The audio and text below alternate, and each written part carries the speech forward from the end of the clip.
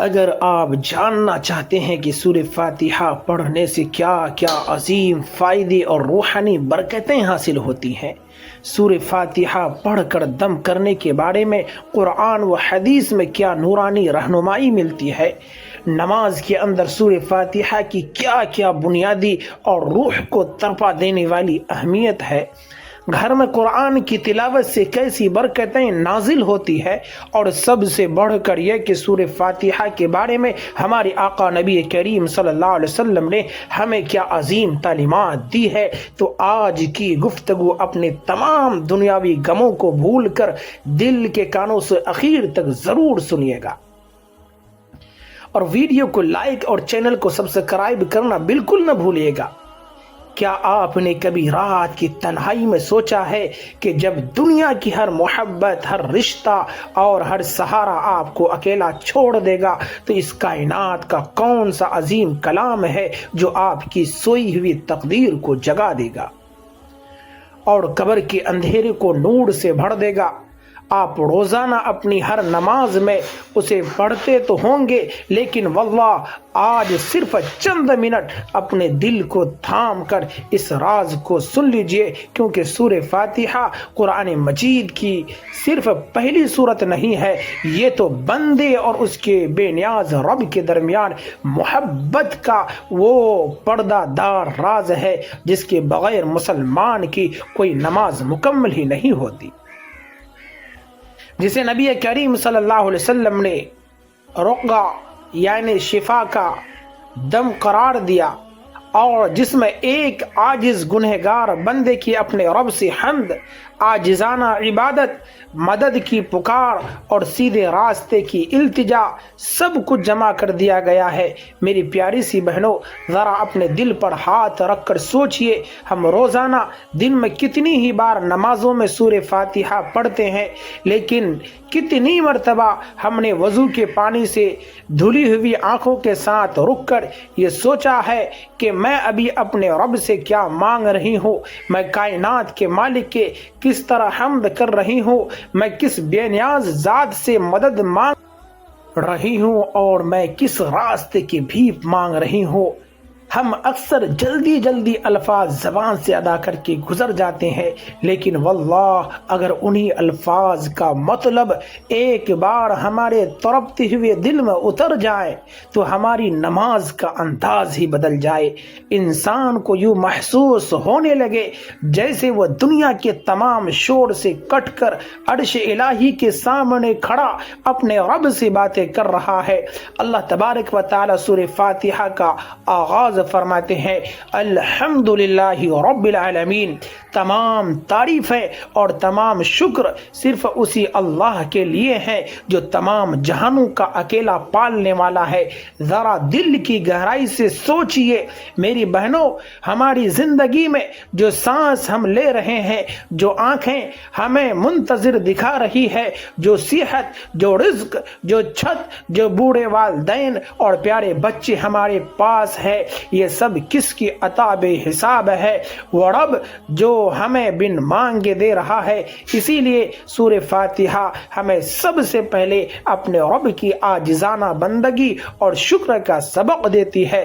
پھر ہم کہتے ہیں الرحمن الرحیم، وہ نہایت مہربان اور بار بار بے انتہا رحم فرمانے والا ہے۔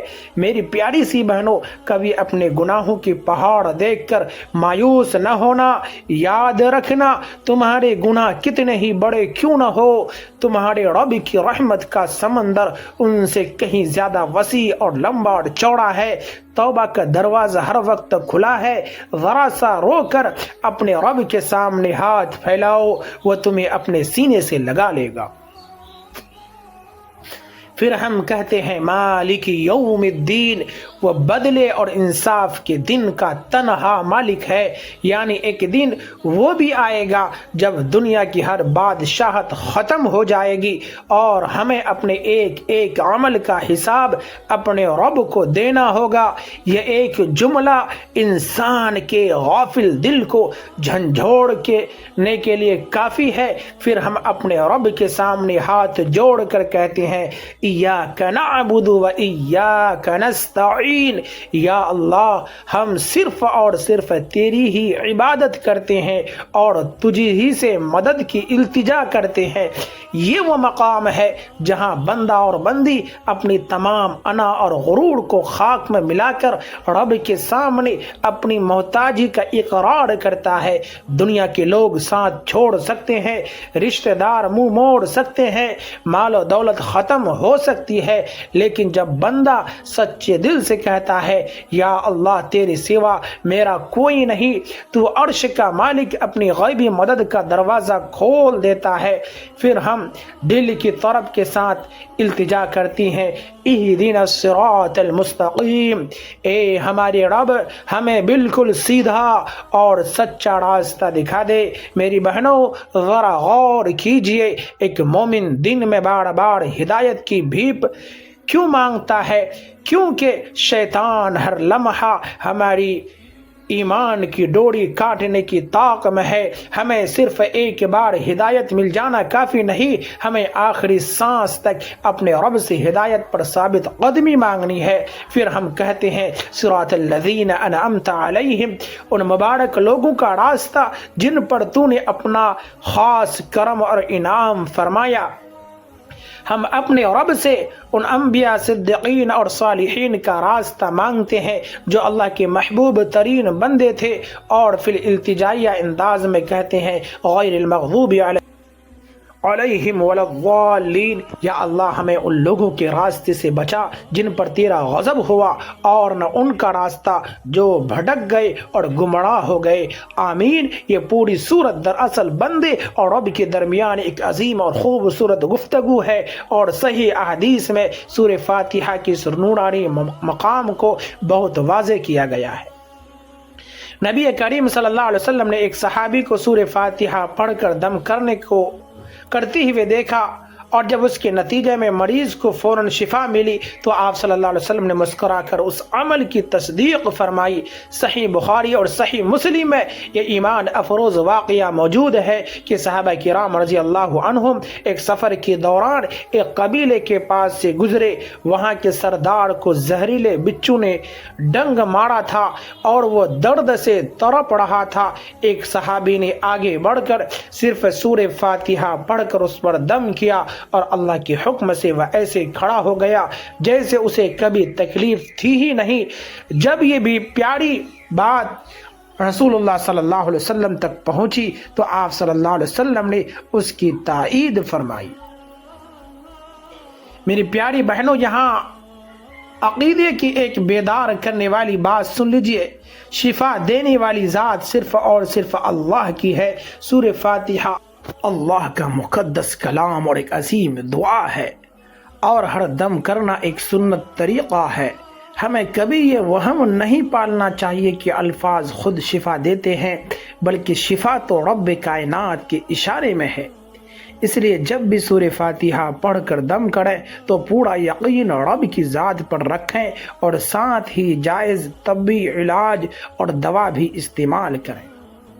قرآن و حدیث میں کہیں بھی ایسی من گھڑت فہرستیں نہیں ملیں گی کہ فلاں بیماری کے لیے اسے اتنی بار ہی پڑھنا فرض ہے۔ لہذا ہم دین میں اپنی طرف سے کوئی عدد یا وظیفہ شامل نہیں کریں گے۔ جو بات ہمارے پیارے آقا حضرت محمد مصطفیٰ صلی اللہ علیہ وسلم سے ثابت ہے، ہم اسی کو مضبوطی سے تھامیں گے۔ یہی سچا دین اور سنت ہے، سچی محبت ہے۔ میری پیاری بہنوں، اب ذرا سورہ فاتحہ کی اس عظمت کو دیکھیے جو ہماری نماز سے جڑی ہوئی ہے۔ صحیح حدیث میں رسول اللہ صلی اللہ علیہ وسلم کا ارشاد گرامی ہے کہ جس نے اپنی نماز میں ام الکتاب یعنی سورہ فاتحہ نہ پڑھی، اس کی نماز ہی نہیں ہوئی۔ ذرا سوچئے کتنی بڑی بات ہے۔ لیکن افسوس، جب ہم نماز میں کھڑے ہوتے ہیں، ہماری زبان تو سورہ فاتحہ کے الفاظ بول رہی ہوتی ہے، مگر ہمارا دل بازاروں، گھر کے کاموں اور موبائل کی دنیا میں بھٹک رہا ہوتا ہے۔ اس لیے آج سے ایک عہد کیجئے، سورہ فاتحہ کو دوڑا کر نہ پڑھیں گے۔ ایک ایک آیت پر ٹھہریں گے۔ جب کہیں الحمدللہ رب العالمین تو اپنے رب کی نعمتوں کو یاد کر کے دل کو شکر سے بھر لیں۔ جب کہیں الرحمن الرحیم تو اپنے رب کی ممتائی اور رحمت کو یاد کر کے پر امید ہو جائیں۔ جب کہیں مالک یوم الدین تو قبر اور حشر کا منظر یاد کر کے کانپ اٹھیں۔ جب کہیں ایاک نعبد و ایاک نستعین تو دل سے کہیں کہ یا اللہ میں تیرے سامنے بالکل عاجز ہوں، میری مدد فرما۔ اور جب کہیں اہدنا الصراط المستقیم تو سچے دل سے آنسو بہا کر ہدایت مانگیں۔ میری پیاری سی بہنوں، اپنے گھروں کو قرآن کی تلاوت سے آباد کیجیے۔ کسی مخصوص عدد کا پابند ہوئے بغیر روزانہ قرآن پڑھیں، بچوں کو سنائیں اور بیماری میں شرعی طریقے سے سورہ فاتحہ اور مسنون دعاؤں کا دم کریں۔ دین صرف جذبات کا نام نہیں، دین تو قرآن اور صحیح سنت پر چلنے کا نام ہے۔ جب انسان سورہ فاتحہ کو سمجھ کر پڑھتا ہے تو اس کا دل موم کی طرح نرم ہو جاتا ہے، اور جب ہم کہتے ہیں ایاک نستعین تو انسان کی تمام بے چینیاں ختم ہو جاتی ہیں۔ کتنی بار ایسا ہوتا ہے کہ بیماری، رزق کی تنگی، بچوں کے مسائل یا گھریلو الجھنوں کی وجہ سے ہمارا دل ٹوٹ جاتا ہے، ہم راتوں کو روتے ہیں، لیکن سورہ فاتحہ ہمیں پکار کر کہتی ہے اے انسان تیرا رب زندہ ہے، تو انسانوں کے آگے کیوں روتا ہے؟ آ اپنے رب کے سامنے سجدے میں گر جا اور اس سے مدد مانگ۔ میری پیاری سی بہنوں، کبھی بھی اپنے ماضی کے گناہوں کی وجہ سے اللہ کی رحمت سے مایوس نہ ہونا۔ الرحمن الرحیم تمہیں پکار رہا ہے۔ اگر تم سے غلطیاں ہوئی ہیں، اگر نمازیں چھوٹ گئی ہیں تو آج ہی سے وضو کرو، مصلی بچھاؤ اور اپنے رب کے سامنے 2 رکعت نماز پڑھ کر رو پڑو۔ شیطان تمہیں ورگلائے گا کہ تو بہت گنہگار ہے، لیکن تم اپنے رب سے کہو یا اللہ میں گنہگار سہی، لیکن تو رحمان اور رحیم ہے۔ پھر مالک یوم الدین کو یاد کرو، یہ دنیا عارضی ہے، یہ خوبصورتی، یہ مال، یہ گھر سب یہیں رہ جائے گا۔ قبر کی پہلی اندھیری رات میں صرف ہمارے سجدے اور ہمارا ایمان ہمارا کام آئے گا۔ اور اگر جسم میں کہیں درد ہو تو پیارے آقا محمد رسول اللہ صلی اللہ علیہ وسلم کا سکھایا ہوا اور پیارا نسخہ بھی یاد کیجیے۔